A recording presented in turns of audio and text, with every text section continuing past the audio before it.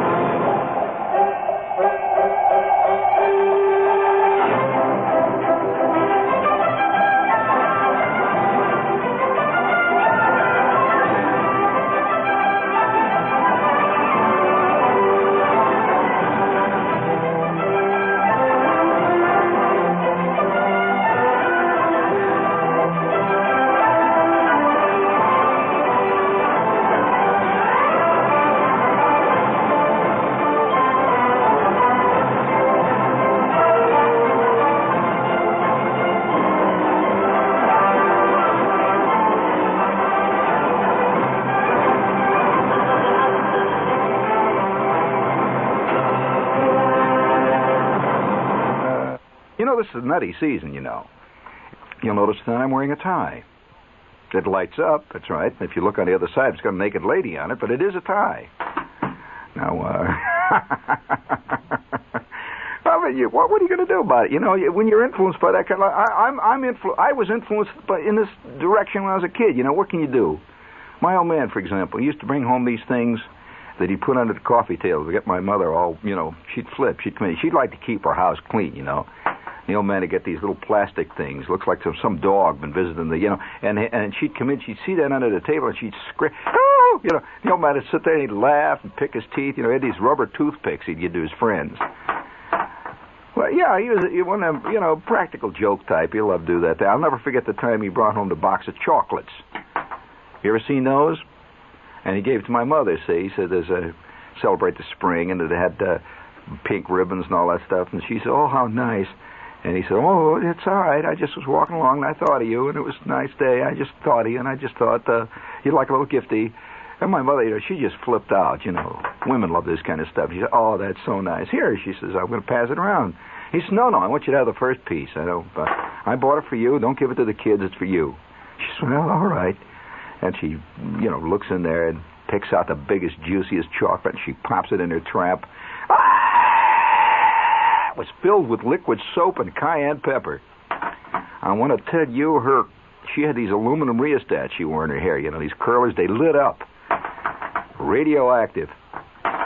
Let's see, old man. Now, when you're influenced by that kind of stuff, what are you going to do? But, another, you want to hear more of them? Oh, no, he had millions of them. Like, for example, did you ever see the wax mouse gag? You never did? We had a wax mouse. And this is another thing, see. The old man would come into the house, see, and there's guests. My mother, like, for example, she would have the ladies over on Wednesday. They're sitting around eating bridge mix, playing pinochle or bridge or whatever it was, you know. And he'd come in there, see, and he's got his suit on and, you know, looking very official. And my mother would say, oh, have you met Mrs. Parker? And Mrs. Parker's sitting over there. Actually, my mother didn't talk like that.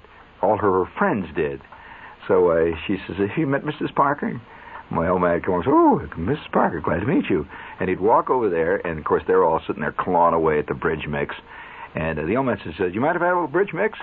And he'd reach in the bridge mix. He did this many times. It really works. He'd reach into the bridge mix. All of a sudden, it looks like a mouse has jumped out of the bridge mix.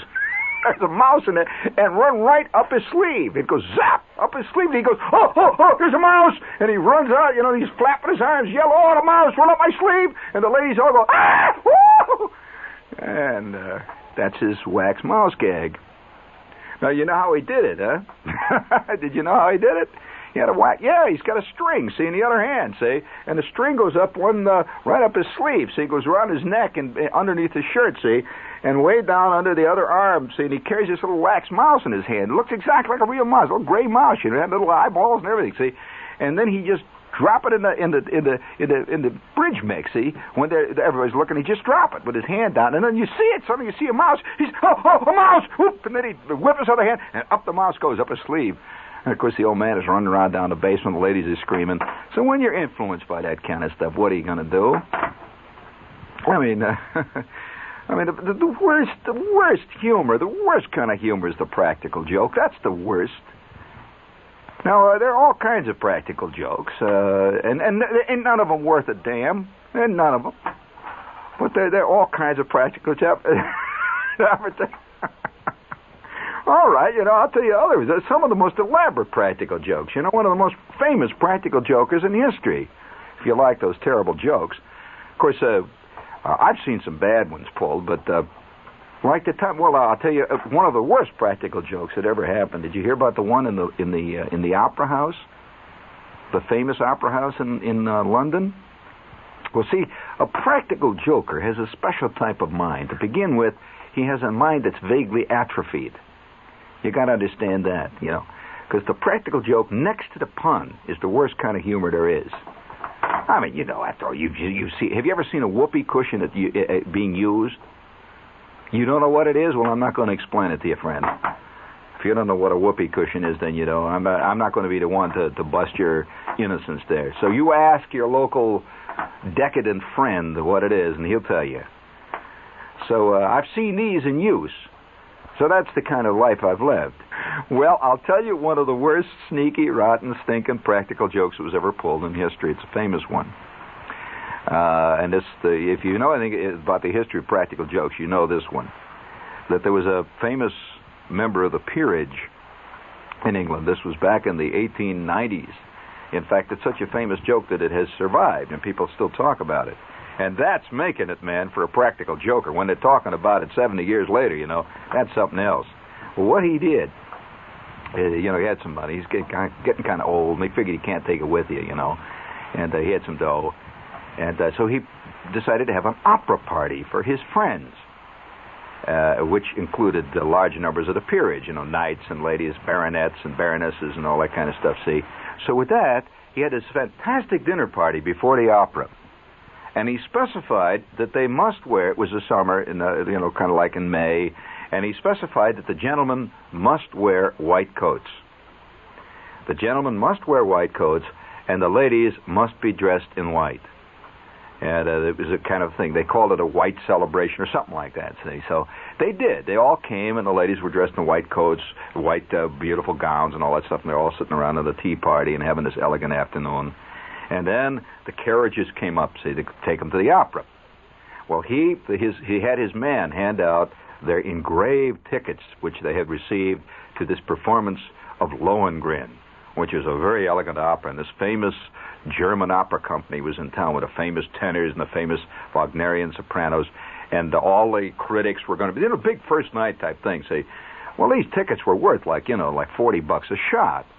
So he gave them these beautiful engraved tickets, and the entire entourage proceeded to go to the opera in the beautiful carriages and stuff. They arrived that night, and the flash bulbs are going, and they're coming through, and the people are cheering. It's, the Duke of Gloucester or somebody's having his elegant once every 20-year opera party. It's a big celebration. And so everybody had his tickets, see, and these were all reserved seats. They didn't just go and sit down. Every seat in the opera house was reserved, so everybody had a number, seat L10, and his wife would be seat L12. And so they all walked in all over the house, see, and the house lights begin to dim, and everybody is sitting down now, and everybody is quietly waiting for the opera to go up. The stage begins to light. There's a little slight glow from the orchestra pits, and you could hear the orchestra tuning up the dramatic moment. And then suddenly, a curious rumbling began to be heard. From the upper tiers, the Golden Horseshoe, the Diamond Horseshoe, all the elegant boxes, all around the... Remember, this opera house has about 15 stories that go all the way on up, see, and all the peers and the peeresses, the ladies with the white dresses and the men with the white coats, are sitting down on the ground floor. And the orchestra conductor raises his baton, and he goes, and the first notes sound, bum, bum, bum, bum, bum, bum, bum. But the crowd is not with it. You can hear a lot of mumbling and finally angry yelling. And occasionally you'd hear somebody jump up and holler, "Oh, sir, that's a vulgar display!" Down on the floor, in white coats and in white evening gowns, in beautiful block letters, was spelled an incredibly obscene word. The peers and the peeresses of the realm spelled a 4-letter word, the kind like you see about every 5 minutes in the subway. And I might point out, in an opera house, it's a somewhat unusual sight. And the ladies all kept looking around. What's everybody mad at? What are they all looking at? The people started to say, stop! This is an obscene display! Remember, this is the 1890s. They arrested 427 peers and peeresses for obscene display in public. Hold it. Now that is, friends, a practical joke. And none of them knew it. See, the point is, not one knew what he was doing. He just went to a seat and sat down. Everybody else was dressed in black tie that night. And it just made a beautiful display. That's a legendary one. Do you want to hear another legendary? This one here is talked about often. It happened in Hollywood. It's another one of those. And the trouble. You know what the trouble with a great practical joke is? There's not much you can do with it afterwards. It's one big boff and that's it. See, well, this is a famous practical joke that was pulled on a guy in Hollywood, who shall go unnamed. He was a very famous actor in the 1930s. Also a very famous lush, by the way. He's famous for his, he loved to soup it up, see. And so this friend of his was a famous director, was a man with an evil turn of mind, And so he plotted this whole thing. And so one Saturday night, they went out to this party that he was giving, of course. And it was a party where anything goes, all the booze you want. And of course, this lush actor, whenever you mentioned, free booze, this guy started to just suck. He'd just drink anything that you shove in front of him. He just loved it, see. So it's free booze night at the big director, see. So he's lushing it up, he's drinking the stuff, and of course he's giving them the best stuff. It's a very important, if you want to really get a guy going, give him good stuff, see. So he's giving him this 12-year-old bourbon. He just keeps drinking it down, 12-year-old bourbon. Then he brings out the champagne, and he drinks some of the champagne, beautiful champagne. Well, of course, by 10 o'clock that night, he is skunked. I mean, he is blotto. Because he was the kind, would drink himself insensible, see.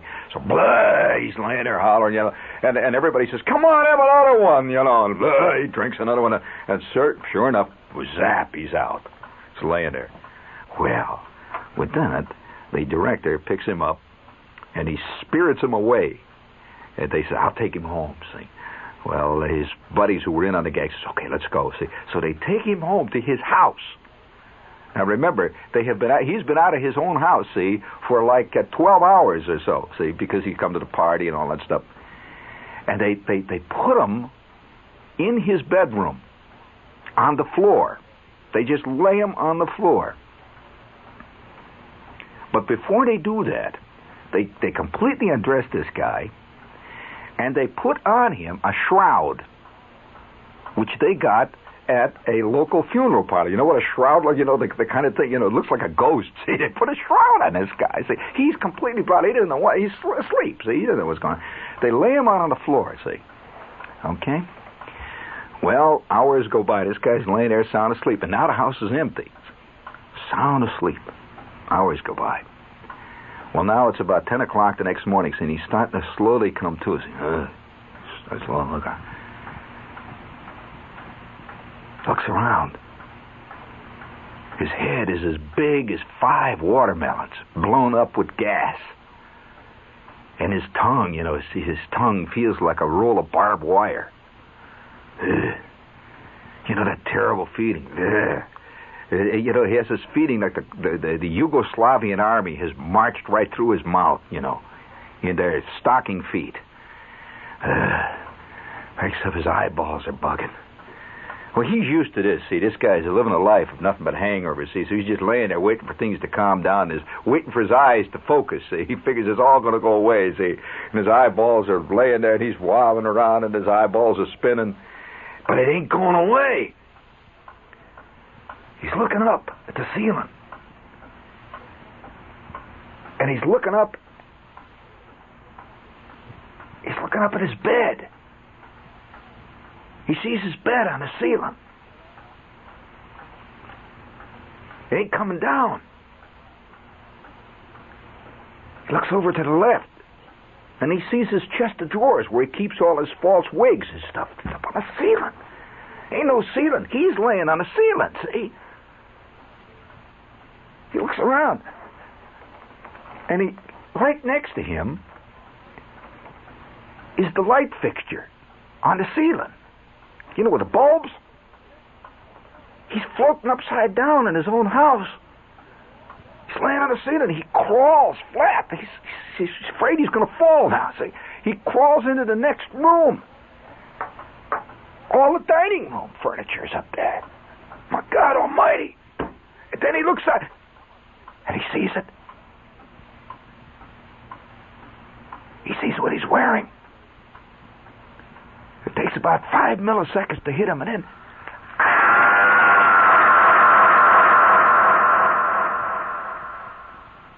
I'm dead. I died last night. I'm dead. I'm dead. My God, I'm dead. He crawls into... He figures if he pours water on his head, he'll stop being dead. He crawls into the John. The bathtub is above him. Well, for over 15 hours, this guy crawled around in the house. And the people all around, the next house, once in a while, they'd hear him yell. They'd hear it come out.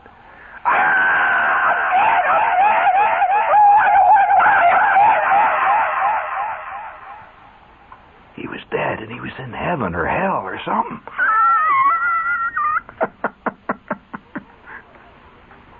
Well, then they fixed it. They really put the last nail in on this guy's lammer. He could see up at the top of the room there what looks like the ceiling. What looks like he's on the ceiling, and that's the floor up there because the rugs were up there, everything up there. See, he sees on this coffee table what's up there. His phone is ringing. His phone is ringing up there. And he starts crawling up the wall. See, he's crawling, he grabs a hold of the thing, and he takes a hold of the phone, and he pulls it down. He says, hello, hello, hello, hello. And this voice says, are you ready to meet your maker? Are you ready to pay?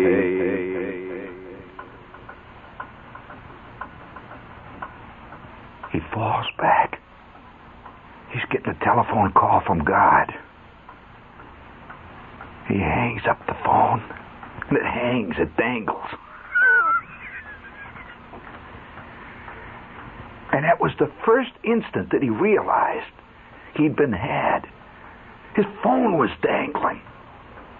Once he took it off, they had glued it up there. See, once he pulled it off, it hung.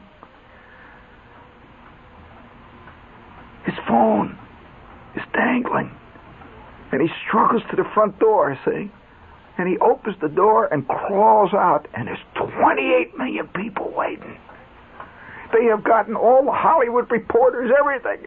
And he walks, staggering out, wearing his shroud. His face is fear showing out of every pore. And they all,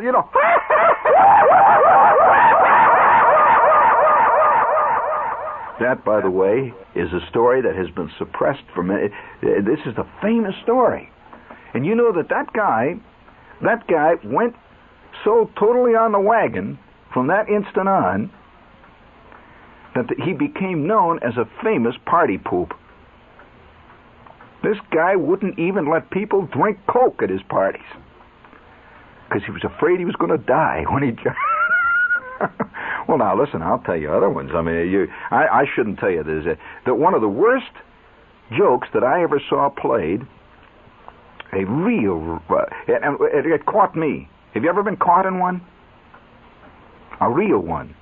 Well, listen, I was caught in one. I want to tell you, I was really caught in one time. I'm in this radar company. Now, this is in the Army. Now, tonight, Steve, we're talking about the worst kind of humor there is. There's just no humor involved. Is the practical joke. That's terrible. Ugh. You know. Well, if you've ever been caught in one, you even hate them more. And I was caught in one. I'm in this radar company, see, Company K, and we're deep in the heart of this jungle. And it is hot. Oh, my God almighty, it's hot. The temperature is like 105 degrees all the time. Terrible. Not only is it hot all the time, the humidity is like 400%. Can't believe that the air can have that much water in it. You just wave your arm like that, and you got a big, a handful of water. You just go like, and the water pours out of the air. You could cause rainstorms by clapping. Like that, it would clap, the rain would come down. Oh, man, it was hot. Heat, rash. But that isn't what bothered us. You can get used to weather. You know what bothered us? Our radar set. We had a radar set that had 15,000 volts on the plate. Now, I don't know whether you know about 15,000 volts, but back in the days when they used to have electric chairs, they were operated at about 1,800 to 2,000 volts. So you can figure what 18,000 volts are. Now, are you ready for even more bad news? It was 15,000 volts at 1.5 amps. That is powerful stuff. That's roughly enough power to blow up the city of Trenton. Just like that. Now, I'm not kidding. That has a lot of goo-goo. Well, this thing, our power supply came in a big package about the size of a 10 by 12 room, about 7 foot high. And it operated on trucks. It had a great big set of wheels on it. It was called a prime mover thing. Tremendous power supply. And it had a great big wheel on it. Now, that wheel was the Variac. Now, that Variac, when you turned that thing up, see, it increased the power on our radar equipment. Well, now, when this thing was fully fired up, this piece of radar gear stood something like 60 feet in the air. Big baby, see. Had these great big parabolic reflectors, enormous, like great big ears, standing up there. It was all painted this GIOD green. And, we got so scared of that thing. There were rumors floating around about what it had done to guys. First of all, one of the most evil rumors, I'll never forget the time the rumor came around. I'm sitting up there on the azimuthscope one day. Got a pair of earphones on my head, and I'm looking into that scope. But one of the guys says into the cans, "Hey, did you hear what this stuff does to you?" I said, "What? What stuff?" "It's the radiation out of this thing." I said, "What?" "Makes you sterile." Whap! It hit the entire company. Our radar set was not only taking our life out, squeezing our veins, sucking our juice out, it was making us sterile on top of it. So we'd circle around that radar set, man, that was the enemy.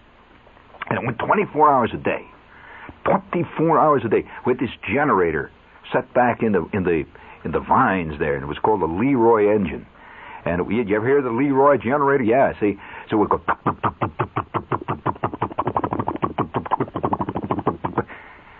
You listen to that 24 hours a day, man, and your head is popping. I mean, you just sort of jiggle to that temperature, to that beat. I mean, you'd lay in your bunk, and it goes night and day.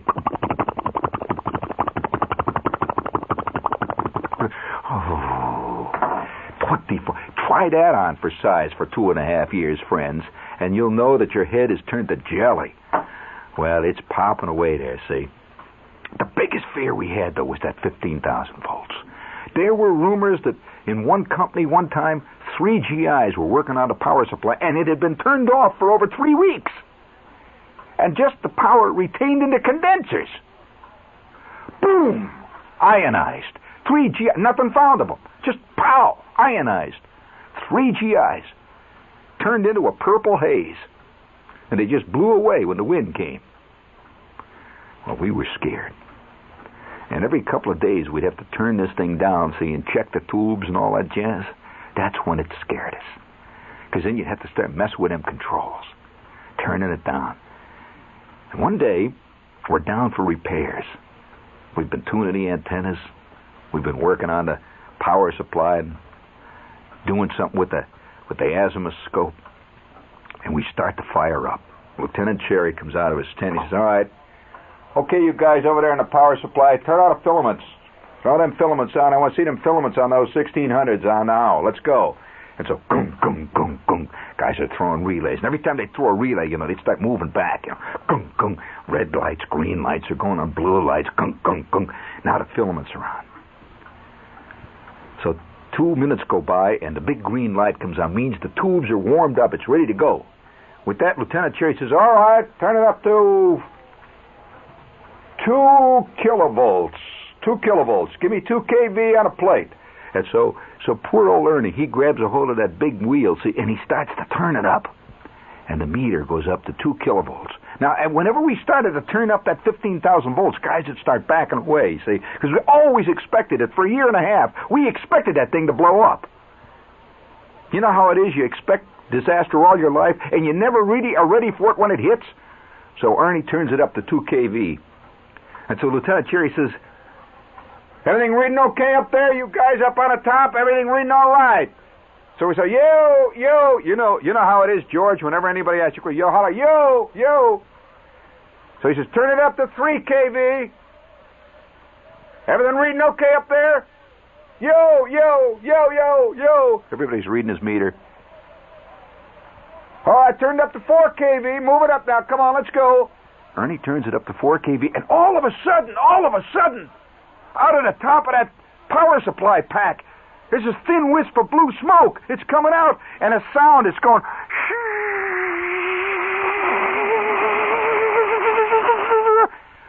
Every GI in a place dove for the ground. We had built, over the years, these beautiful slit trenches and stuff that nobody ever used. And all of us dove in the slit trenches, and our big power supply is going.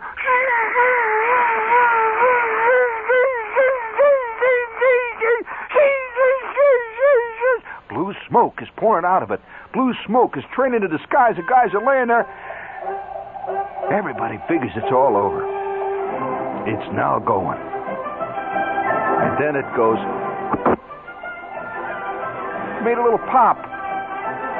And then out of the inside of it came the sound of a siren.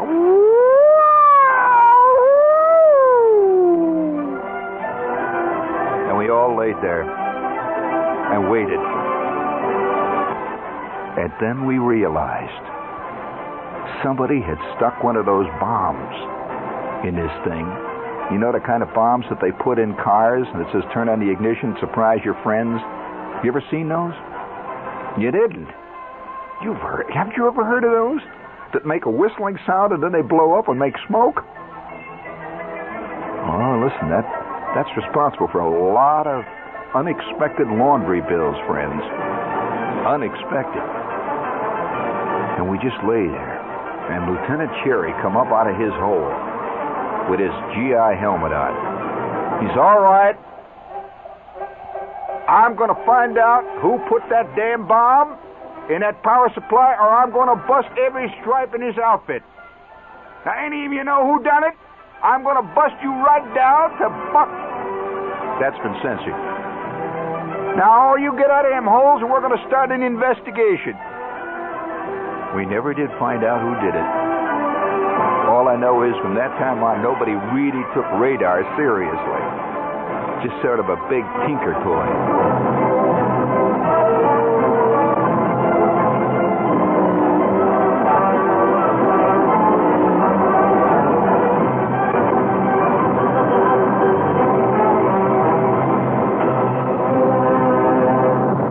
You've been listening to Gene Shepard, author, raconteur, and commentator on the contemporary scene.